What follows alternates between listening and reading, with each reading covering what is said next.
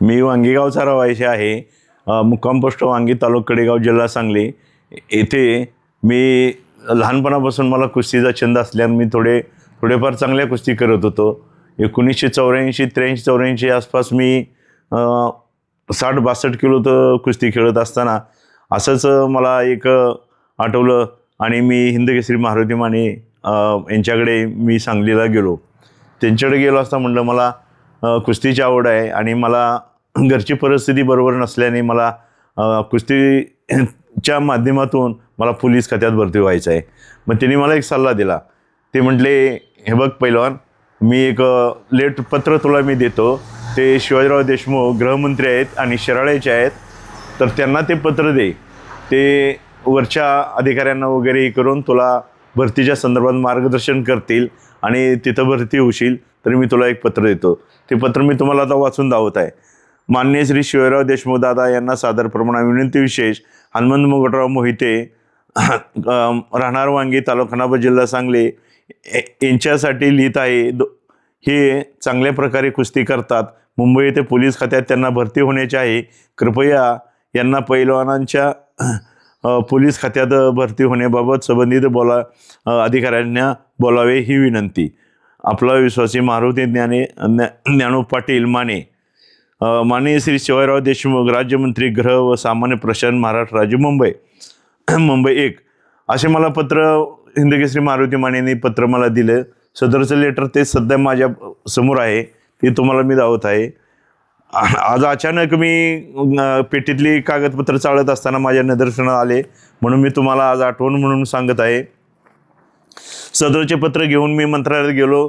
देशमुख साहेबांना भेटलो. देशमुख साहेबांनी मला आदराने विचारपूस केली आणि म्हटले, कसं काय तुम्ही ते पत्र घेऊन आलं? म्हटलं असं असं आहे. मी भाऊंच्याकडे गेलो होतो, माने भाऊंच्याकडे. भाऊ म्हणले, तू काय इकडं तिकडं जास्त हालचाल करू नको, मी एक पत्र देतो आणि देशमुख साहेबांच्याकडे जा. तिथं गेलो. साहेबांनी पत्र दिल्यानंतर मला बसून विचारपूस केली आणि स्पष्ट सांगितलं, बरीच कुस्तीगिरीपट्टू, व्हॉलीबॉलपट्टू, क्रिकेटपट्टू झाले, तर पळण्याच्या शर्यतीतली मुलं आपल्या भागातले आलेले आहेत आणि यादी ती मोठी आहे. त्या यादीत तुझं मी नाव टाकीन आणि तुम्हाला सगळ्या जे खेळाडू आहेत यांच्यासाठी मी भरती देऊन मी IGना आणि कमिशनरना मुंबईच्या मी भेटेन. त्याप्रमाणे माझे नाव वगैरे तिने घेतले. मी तिथून आलो. परत एक महिनाभर मी घरी म्हणले थांब आणि महिन्यानं मला डायरेक्ट मंत्रालयातून कमिशनरमार्फत एक कॉल आला, अशा ठिकाणी भरतीसाठी येणे. मग मी भरतीसाठी गेलो असता मला तिथं मैदानी परीक्षा घेतल्या, लेखी परीक्षा घेतल्या. त्यातून मी उत्तीर्ण झालो. ट्रेनिंगला गेलो. ट्रेनिंग झाल्यानंतर सुद्धा पासिंग आऊट परीक्षेला देशमुख साहेब, शिवाजीराव देशमुख साहेब होते, ते पासिंग आऊट तिने केले. त्यांनाही त्यावेळी मी भेटलो. फार अतिशय चांगले व्यक्तिमत्व आहे. माणूस फार चांगला आहे.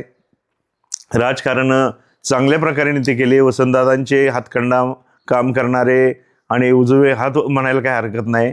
चांगले व्यक्तिमत्व होतं. बरेच वर्षे ते विधानसभेत अध्यक्षसुद्धा होते आणि त्या काळातही चांगली काम केलं. गोरगरिबांना त्यांनी नोकरीला लावलं. त्यांच्या अडीअडचणी ऐकून घेतल्या आणि सांगली जिल्ह्यातल्या मुलांना भरपूर मदत केली. तसेच त्यांचे चिरंजीव आता सत्यजित देशमुख हे सध्या आमदार आहेत. ते सुद्धा गोरगरिबांची चांगली कामं करत आहेत. ते सुद्धा आता आमदार झालेले आहेत, बहुमताने निवडून आले आहेत. खरोखर ते कुटुंब अतिशय चांगलं आणि गोरगरिबांच्या दिवस रात्र झटणार आहे, त्याबद्दल तरी मात्र शंका आहे. आत्तासुद्धा मला वाटतं देशमुख साहेबांची नात सत्यजित देशमुखांची मुलगी कुमारी साई तेजस्वी सत्यजित देशमुख, चिन्ह नारळ आणि भाजपबरोबर त्यांची युती आहे. ही चांगल्या प्रकारे ती सुद्धा सुशिक्षित आहे, बाहेरच्या देशात शिक्षण घेऊन आलेले आहे आणि ती मैदानात आता जिल्हा परिषदेच्या वगैरे मैदानात ती उभी आहे. मला सांगायचं तात्पर्य एवढंच आहे की त्या घराण्याला राजकारणाचा वारसा आहे आणि त्या वारसातूनच ती पण मुलगी त्यांच्याच पावलापाऊल टाकून चांगले काम करेल यात काही तीळ मात्र शंका नाही. तरी तेथील मतदाराने तिथे त्यांचं जे चिन्ह आहे ते चिन्हावर बटन दाबून त्यांना बहुमताने निवडून द्यावं. कारण मी बघितलंय त्या घराण्याची वस्तुस्थिती एवढी बिकट असताना त्या काळात सुद्धा साहेबांनी जे काम केलंय त्या खोऱ्यात, कोकरूड खोऱ्यात, शिराळा जिल्ह्यात आणि शिराळा तालुक्यात हे अतिउत्तम आहे आणि ते काम सफल करण्यासाठी आता ही तिसरी पिढी त्यांची मैदानात आलेली आहे. ती पिढी सुद्धा चांगले काम करेल. तरी मी एवढ्या लांबचा माणूस असून मी वांगीगावचा कडेगाव तालुक्यातला आहे. जिल्हा एक असला तरी अंतर भरपूर आहे. तरीसुद्धा मला कळकळीची त्या मतदारांना सांगण्याची इच्छा आहे, त्याला चांगल्या बहुमताने तुम्ही निवडून द्या. ते चांगले कार्य करेल, त्यात काही तीळ मात्र शंका नाही.